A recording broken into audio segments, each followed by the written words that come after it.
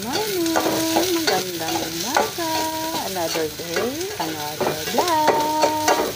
Ito guys, magluto tayo na native chicken.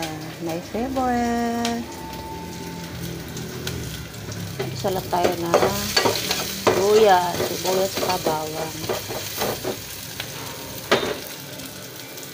Ilagay na natin yung ating chicken.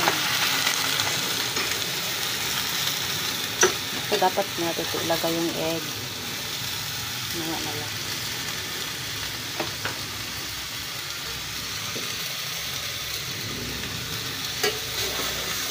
Kasi madudurog ito guys. Saka yung atay. Nakalimutan ko guys.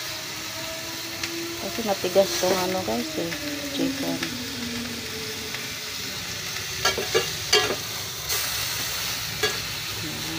Pa-brown na natin yan.